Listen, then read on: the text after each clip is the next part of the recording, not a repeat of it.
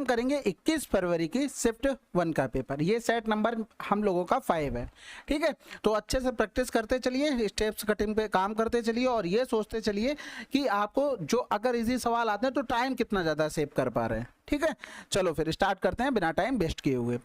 अब देखो पहला सवाल है, बिल्कुल आसान है, कसम खा लेना पेन नहीं चलाना है, ठीक है। 9 से 4 गया 5, 5 दूनी 10 हो रहा है, 2 पंजे 10, 6 5 11 आंसर।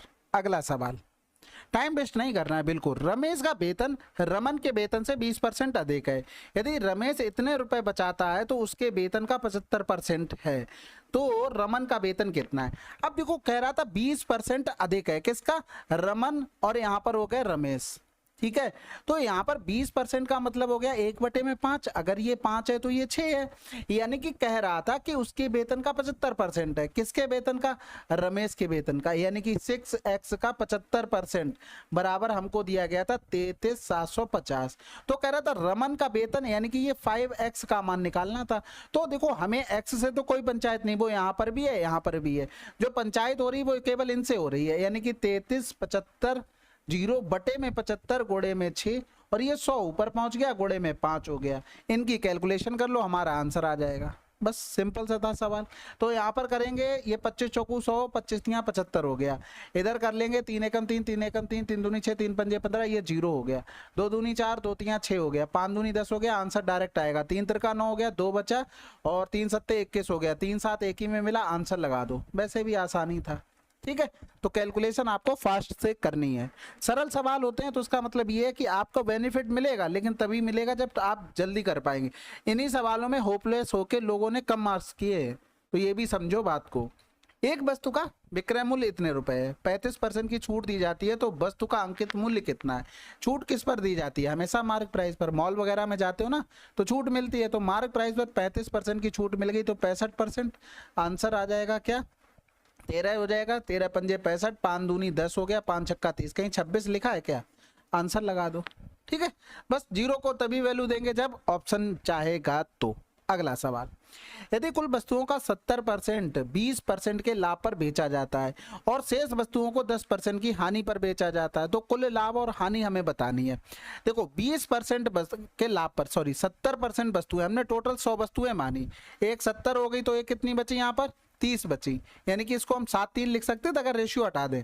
तो इनको 20% के लाभ पर और जो बची हैं 3 को 10% की हानि पर। किस पर, हानि पर। ये चीज समझ गए। इनको दुगुना करके कर लो या डिवीजन मेथड से, 140 और यहाँ पर हो जाएगा हानि का यानी कि 30 और बटे में पूरा कि ये कितना हो गया 7 3 10, भाग कर दो, यानी कि 110 बटे में 10, आंसर आ गया क्या 11। सिंपल था बिल्कुल। अगर आपका बेसिक क्लियर है आसानी से आंसर आएगा। अगला सवाल, ये भी देखो बिल्कुल आसान है, प्लस करना तो और ज्यादा आसान हो गया। 4 2 6, 6.6 आ रहा। अब लेकिन ये ऑप्शन में दिया नहीं है, लेकिन हमने 6.6 लगा निकाल लिया ना। अब इसको ये लिख सकते थे 6 प्लस में पॉइंट में 6 के पावर बार। अब जिसके ऊपर बार होता है उतने 9 लिख लेते हैं नीचे, यानी कि 6 प्लस का यहाँ पर हो जाएगा 6/9, क्योंकि इसके पास कोई संख्या नहीं थी घटाने के लिए तो 0 ही रहता। तो इसको 2 तियां 6, सॉरी 3 दूनी 6, 3 त्रिका 9, 6 तियां 18, 2 20 बटे में 3, आंसर आ गया। अब जैसे भी आप इससे तेज कर सकते हैं तो बहुत अच्छी बात है। अगला सवाल, अब ये और कमेंट में बता देना कुछ तेज तो नहीं है। देखो इतना आसान पेपर है तो स्पीड से तो करना ही पड़ेगा, नहीं तो फालतू का टाइम वेस्ट करने से कोई मतलब नहीं बनता है, ठीक है। सबसे पहले तो डिवाइड, 25 चौकू 100, 8 चौक 32 आ गया। यहाँ पर इधर करेंगे तो 1 आ गया, इधर डिवाइड करेंगे तो 25 दूनी 50 हो गया, 27 दूनी 54 हो गया, 54 गुणे में 5 प्लस का 32, 5 चौकू 20 और 5 25 और 2 27 हो गया, प्लस का 32, आंसर 302। ऑप्शन देखते रहना, थोड़े बहुत सारा तो लेना ही पड़ेगा। अगला सवाल करें, चलो फिर। P और Q मिलकर एक काम को 30 दिनों में, QR इतने दिनों में पूरा कर सकते हैं, R और P मिलकर उसी काम को 150 दिनों में पूरा कर सकते हैं।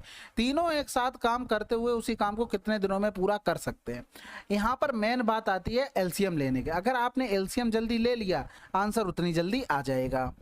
अब 37.5 या तो सब में 0 डिवाइड कर लो, मतलब गुणा कर दो, या तो यहाँ पर लिख लो 5 7 35, 55 25 हो गया, नीचे 5 दूनी 10, 75 30 150, एलसीएम क्या हो गया 150 हो गया। अब ये तो टोटल वर्क बन गया।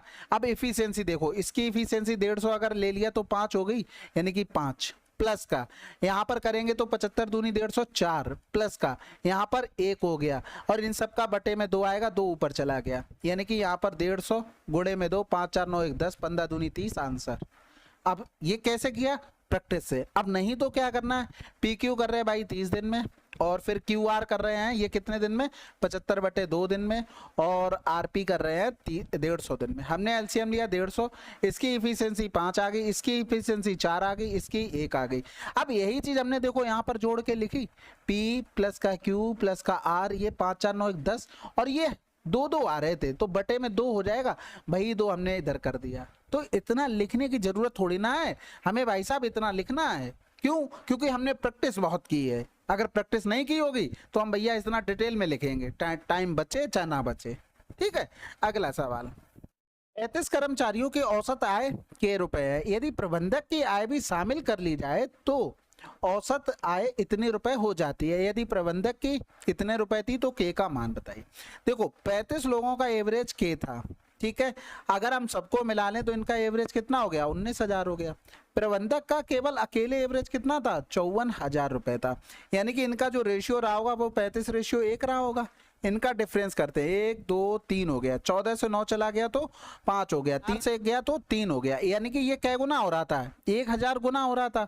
तो इसका भी हम 1000 गुना कर दें, यानी कि 1000 गुना करेंगे तो ये हो जाएगा 1000, यानी कि के बराबर क्या रहा होगा, 19,000 माइनस का 1000, 18,000 आंसर। अब ये माइनस ही क्यों किया है ये तो आपको पता होगा ना, नहीं पता तो थोड़ा शर्म करो, क्योंकि 19,000 ये बीच में लिखते हैं, इससे अगर एक ज्यादा होता है तो एक कम भी होता है, ये तो आपको पता है ना, तो इसलिए इसको माइनस किया, क्योंकि 54,000 ज्यादा था तो ये के वाला इसका कम होगा। तो आंसर आ गया हमारे पास। अगला सवाल, 22 शिक्षकों की औसत आयु 64 वर्ष है, इस समूह में से एक नए शिक्षक को शामिल करने के बाद औसत में 1 की वृद्धि हो जाती है, नए शिक्षक की आयु बतानी। भाई देखो जो नया आया है वो उसने वृद्धि कर दी ना, तो वृद्धि कर दी इसका मतलब वो 64 से ज्यादा लेके आया।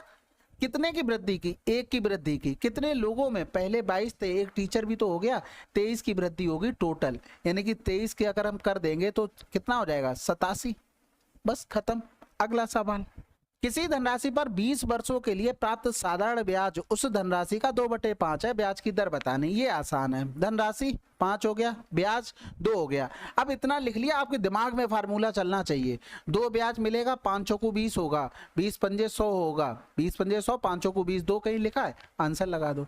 क्योंकि हमें जीरो से मतलब तब होगा जब 20 लिख दे, 2 लिख दे, 200 लिख दे, 2000 लिख दे, तब कुछ समझ में आएगा ना। उन्होंने केवल एक जगह 2 लिख दिया कि पकड़ो भैया हलवा है खाओ, ठीक है। उसके अलावा सिंपल सा 20 गुणे में r बटे में 100, और ये बराबर में कितना हो गया हमारे पास 2, तो ये तो कैंसिल आउट हो गया था, 5 दूनी 10 हो गया था, 0 से 0 कट जाएगा। अगला सवाल, अब इस सवाल में देखो केवल कैलकुलेशन है, जो जितनी जल्दी कर लेगा उतनी जल्दी आंसर ले आएगा। आप एक लाइन में भी 64 का गुणा कर सकते हैं आप चाहे तो, अगर आती होगी। देखो होता कैसे है, जैसे 512 लिखा, ठीक है, गुणे में यहाँ पर लिखा 64, 4 से हमने स्टार्ट किया, 4 का 2 में किया, 4 दूनी 8, खत्म हो गया। फिर 4 का 1 में किया, 4 एकम 4 आया। अब पीछे से ये भी फॉलो करेगा, 4 एकम 4, 6 दूनी 12, दोनों को जोड़ देंगे तो 12 4 16 हो गया। फिर 6 लिख देंगे, कैरी कितना हो गया, 1 हो गया। 4 का 1 तक गुणा हो चुका, तब इसमें आएंगे, 4 पंजे 20 हो गया, ठीक है। अब 6 से इसमें आएंगे, 6 एकम 6, ये 20 और 6 26 हो गया, हासिल 1 था, यानी कि ये 27। अब कैरी कितना हो गया, ये 2 हो गया। 4 का तो सब में गुणा हो चुका, अब 6 का लास्ट वाले हम करेंगे, 6 पंजे 30 और 2 32 हो गया, ये आ गया डायरेक्ट टिकल कर। लेकिन कर तभी पाओगे, अभी तो ये कर रहे हैं आपको आसान लग रहा होगा, या ये लग रहा होगा टाइम टेकिंग है, क्योंकि हम यहाँ पर 8 गुणे 8 करके भी कर सकते थे, वो ठीक है, लेकिन इससे भी आ जाता है। यहाँ तो 8 गुणे 8 हो गया, मान लो 63 लिखा होता, फिर क्या करते, 7 में 63 कर लेते, कोई प्राइम नंबर लिख देता, 67 लिख देता, फिर उसके लिए भी सोच के रखा करो। इसी तरीके से देखो अब 46 को ऐसे ही करते हैं, 46 हो गया, 6 पंजे 30 हो गया, हासिल लगा 3 हो गया। अब 6 का इसमें गुणा करेंगे, 6 एकम 6, 4 पीछे से फॉलो करेगा, 5 को 20 और 6 26, 26 और 3 29 हो गया, हासिल लगा 2 हो गया। और अब आ जाएगा 6 का इसमें गुणा, 6 दूनी 12, 4 पीछे से, 6 एकम 6, 12 4 16, 16 2 18, हासिल लगा 1, 6 का सब में हो चुका, 4 का करेंगे, 4 दूनी 8 और 1 9 हो गया। ठीक है, तो ये तरीका आपको आना चाहिए। अच्छी चीज़ है कि आंसर आपका इससे जल्दी आता है। हमें क्या था 3 2 7 6 8 और यहाँ पर 9 8 9 0 हो गया, यानी कि 8 9 6 15, यहाँ से लगा 1 हो गया, 8 8 16 की 6 हो गया, आंसर यहीं से लगा दो। ठीक है, यहाँ से लगा 1 हो गया, 9 3 12 की 2, यहाँ से लगा 1 4 हो गया, पॉइंट नीचे में 100 था ही, वो आ ही जाएगा। तो गुणा भाग आपको अच्छे से आना चाहिए। अगला सवाल करते हैं। एक मिश्रण में दूध और पानी का अनुपात इतना है। मिश्रण में कुछ मात्रा में दूध मिलाया जाता है जिसके कारण दूध और पानी का अनुपात 10:3 हो जाता है। प्रारंभिक मिश्रण के परसेंटेज के रूप में कितना दूध मिलाया गया है। सबसे पहली तो ये देखो कि 2:3 था, ये मिल्क था, ये वाटर था। बाद में यहाँ पर देखा गया दूध मिलाया गया, पानी पे तो कोई फर्क नहीं पड़ा। तो पानी पे फर्क नहीं पड़ा, हमें जो रेशियो दिया गया वो भी सही दिया गया था। देखो यहाँ पर भी 3 है, यहाँ पर भी 3 है, अगर नहीं होता तो इसको हमें बराबर करना पड़ता। अब यहाँ पर देखेंगे स्टार्टिंग में कितना था भैया, 5 था टोटल मिश्रण, मिलाया कितना गया, यहाँ पर 8 मिलाया गया। अब यही 8 हमसे पूछा था 5 का क्या % है, तो डायरेक्ट नहीं निकल आएगा क्या, 160%। अगला सवाल। अच्छा, किसी सवाल में कोई दिक्कत हो ना तो आप लोग हमें इस नंबर पे भेज सकते हैं 9919293977। ठीक है, टेलीग्राम पर, व्हाट्सएप इस पर नहीं चलता है, तो आप इस नंबर पे अगर कोई सवाल जैसे मैं डिस्कस कर रहा हूँ नहीं समझ में आ रहा तो आप बेखटक आराम से भेज सकते हैं। ठीक है, तो कह रहा था Arvind can do a work in 20 days and वक्सी in 22 days। If they work on it together for 5 days then the fraction of the work that is left. तो अरविंद का भैया ये 20 दिन में और बक्सी का ये 22 दिन में। अब इनका एलसीएम लेंगे, देखो 2 तो दोनों में है, 10 और बचेगा, इधर बचेगा 11, और 10 11 में कुछ तो होता नहीं, यानी कि 220 ही आएगा हमारे पास। तो ये 11 हो गया, इसको करेंगे, इसकी 10 हो गई। अब 5 दिन उन्होंने काम किया, 11 प्लस की 10 इफिशियंसी से, यानी कि 21 से 5 दिन काम किया तो 105 काम कर लिया। 105 बटे में 220, यानी कि 5 चौकू 20, 5 चौकू 20, 5 दूनी 10, 5 एकम 5, 44 से 21 काम हो चुका है। बचा कितना, 23 काम। 23 बटे में 44, हमसे लेफ्ट वाला पूछा था, आंसर लगा दो। अगला सवाल। एक आदमी 1 रुपए में 35 कलम खरीदता है और 40% का लाभ अर्जित करने के लिए उसे 1 रुपए में कितने कलम बेचने होंगे। बहुत आसान, देखो 35 कलम 1 रुपए की, तो 1 कलम कितने रुपए की हो गई, इतने की। ऊपर रुपए लिखे, नीचे क्या लिखी, वस्तुएं लिखी। अब ये रुपए आ गया, एक वस्तु का मूल्य कितना आ गया, 1 बटे में 35, हमें प्रॉफिट चाहिए 140 हो गया। अब कह रहा था 1 रुपए में कितने कलम बेचनी होंगी, 1 का ऊपर गुणा 1 का नीचे गुणा। अब हमें क्या चाहिए, 1 रुपए से निकालना है, तो रुपए हमने ऊपर लिखे, यानी कि ऊपर वाले 1 को हमें टच नहीं करना, बाकी सब कैलकुलेशन 1 से 1 कैंसिल आउट। अब ये समझ नहीं पा रहे होगे कि हम क्यों कर रहे हैं, अभी देखो हम बता रहे हैं। ये 4 बार चला जाएगा, इधर करेंगे ये 25, तो 1 रुपए में उसे 25 बेचनी होगी। यहाँ पर 1 रुपए बोला है उसने, अगर वो 2 रुपए में बोल देता तो देखो 1 बटे में 35, 1 बटे में 40, बटे में 100, 2 बटे में 2 करते। हमसे 2 रुपए की बात कर रहा है, रुपए हमने यहाँ पर ऊपर लिखे, तो इस 2 को हम टच नहीं करेंगे, इसी में हमारी वस्तुएं निकल के आ जाएंगी। कैलकुलेशन करें, 0 हो गया, 2 सत्ते 14 हो गया, 7 पंजे 35 हो गया, यानी कि 2 रुपए में 50 हो गया। देखो 1 में 25 हो गई तो 2 में 50 होगा, इसलिए हम टच नहीं करते। अगर वो यही बोलता कि 2 वस्तुओं की बात करता तो 2 वस्तुओं के लिए हम सेम चीज लिखते, लेकिन अब इस बार थोड़ा सा चेंज हो जाता, 2 का ऊपर नीचे गुणा, लेकिन नीचे वाले को टच नहीं करते, क्योंकि हमें यहाँ पर क्या बोला गया, नीचे वस्तुएं, तो हम नीचे वस्तुएं लिखेंगे, वस्तुओं से ही आंसर निकालना है। अब कैलकुलेशन कर लें, तो ये 2 हटा देंगे, 2 पंजे 10 हो गया, 0 से 0 चला गया, 7 दूनी 14 हो गया, 7 पंजे 35 हो गया, 55 25 आ गया, क्या आ गया, 55 25 आ गया। कहाँ गलत हुआ है भाई, हाँ ठीक तो है ना, 55 25 और 25 दूनी 50, 50 और 2 ऊपर हो गया। देखो यही चीज निकली थी, मैं सोच रहा मैं उस 2 का ध्यान ही, 2 को वो टच नहीं करना है, वो कटेगा किसी से नहीं, ये ध्यान रखना। जो ऊपर नीचे गुणा करते हैं, रुपए का बोले तो रुपए किसी से नहीं कटेंगे, चाहे कितनी भी कैलकुलेशन आ रही हो, गुणा हो जाएगा। ठीक है, अगला सवाल।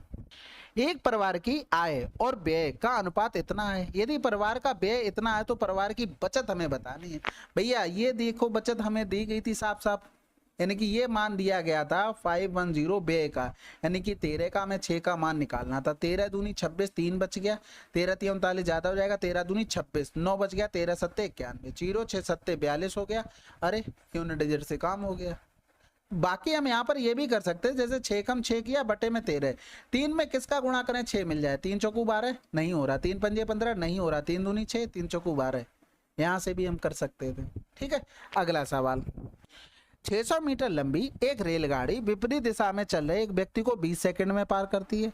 रेलगाड़ी की चाल व्यक्ति की चाल की 5 गुना है, तो रेलगाड़ी की चाल कितनी होगी? भैया आसान सवाल है। यहाँ पर अगर हम 600 देखें विपरीत दिशा में चल रहे तो a प्लस का b रहा होगा, ये 20 सेकंड में कैंसिल आउट करेंगे तो 2 3 6, a प्लस बी बराबर क्या आ गया? 30 आ गया। अब हमसे बोला रेलगाड़ी की चाल व्यक्ति की चाल की 5 गुना है, यानी कि 5 और 1 कितना हो गया? 6। 6 बराबर में 30 दिया था और हमसे 5 बराबर पूछा, 6 पंजे 30, ये 5 25 हो गया। ये आया मीटर प्रति सेकंड में, तो 18 बटे में 5 कर देंगे तो ये क्या हो जाएगा? 90 किलोमीटर प्रति घंटा।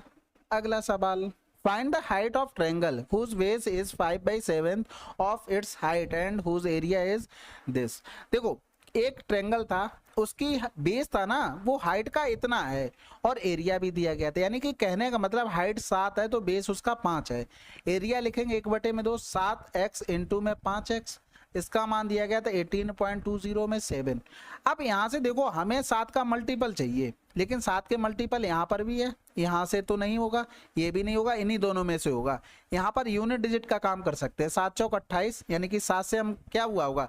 7x का मान हमने निकाला होगा, तो इसमें अगर हम भाग करते तो 7 एकम 7, 0, 7 दूनी 14 रहा होगा, ये 7 दूनी 14, ये 7 एकम 7, यानी कि लास्ट में इसमें 1 इसमें 2। तो हम इससे हिंट ले सकते हैं, हमें थोड़ी कैलकुलेशन कम करनी पड़ सकती। ये जो लिखी है ना हमने ऑप्शन के पास चीजें, ये लिखनी नहीं पड़ती, ये आपको डायरेक्ट आएंगी समझ में। यहाँ से करेंगे 7 दूनी 14, 7 छक्का 42, 0, 7 एकम 7 हो गया, यहाँ लग गया पॉइंट। इधर करेंगे देखो एक्स स्क्वायर बराबर में ये हो गया 26, 0 में 1 बटे में क्या हो गया? 5 दूनी, ये 5 नीचे आ जाएगा, 2 ऊपर चला गया, ठीक है। गुणा कर लेंगे, 2 एकम 2, 0, 2 छक्के 12 हो गया, 2 दूनी 4, 1 5 बटे में 5 हो गया, 5 एकम 5 हो गया, 0 5 को 20 हो गया, और ये 0 हो जाएगा, फिर 5 को 20 हो गया। अब एक चीज बताओ, किसका स्क्वायर करने से 4 ले आओगे? 1 का स्क्वायर, 2 का स्क्वायर, यही तो बात थी, खत्म हो गया आंसर। बाकी आप और बना सकते हैं, अभी कैलकुलेशन करेंगे आपका आंसर आ जाएगा, क्योंकि 26 0 एक स्क्वायर होता है। किसका स्क्वायर होता है ये बात समझ लो, यानी कि यहाँ पर 1000 और नीचे आता, 26 0 1 देखो ये 51 का होगा। कैसे एकदम से पता किया? 50 से कितना ज्यादा है? 1 ज्यादा है, तो 1 का स्क्वायर 0 1, 25 से भी 1 ज्यादा कर दो, डायरेक्ट आ जाता है, ठीक है।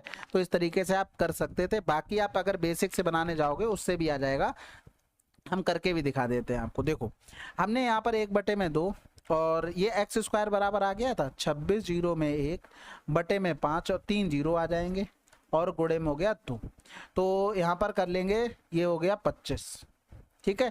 ये 26 0 1 किसका स्क्वायर था? 51 बटे में 50, ये होल स्क्वायर हो गया, यानी कि x बराबर करेंगे तो 51 बटे में 50 हो गया। 7x निकालना था, यानी कि 51 बटे में 50 कर देंगे, तो इधर कर देंगे 5 एकम 5, 0 हो गया, पॉइंट लगाया 0, 5 दूनी 10 हो गया, तो 7 दूनी 14 हो गया, 7 एकम 7 पॉइंट आ जाएगा 2 के बाद, आंसर लगा दो, ठीक है। तो कैलकुलेशन का खेल है, बाकी तो कुछ नहीं, बच्चों वाली चीजें हैं। अगला सवाल, what is the value of this. अब बताओ इसमें क्या ही करना, डायरेक्ट 25 25 करेंगे, पॉइंट आ जाएगा, ये इधर 25 25 पॉइंट आ जाएगा 4 के बाद, आंसर आ गया, खत्म है। ये तो आसान है। एक पुस्तक को उसके अंकित मूल्य के इतने पर बेचने पर हानि होती है, पुस्तक के अंकित मूल्य और विक्रय मूल्य का अनुपात बताना है।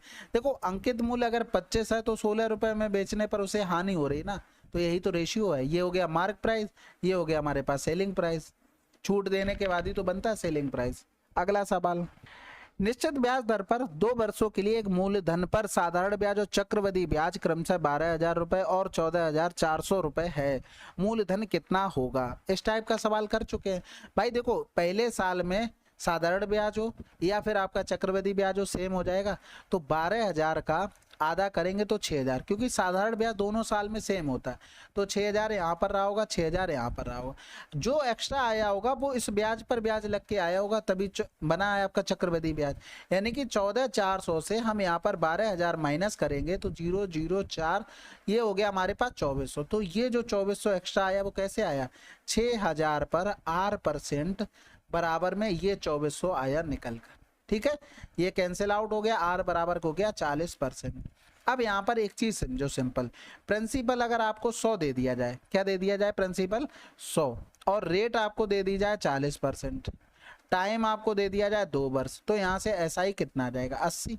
इसी 80 का मान दिया गया था 12 यानी कि 12 के, हमें 100 बराबर निकालना था, यानी कि यहाँ पर 12 के बटे में 80 हो गया, गुणे में 100, 20 पंजे 100, 20 चौकू 80, 4 तियां 12, 5 तियां 15 के हमारा आंसर आ जाएगा। इस टाइप का सवाल पिछली शिफ्ट में भी था। अगला सवाल, चलिए फिर ये थे हमारे 25 क्वेश्चन। देखो सिंपल सी बात ये, जैसे क्वेश्चन आए उसी स्पीड से हम लोग कर भी रहे हैं, तो आपका टाइम वेस्ट नहीं हो रहा है।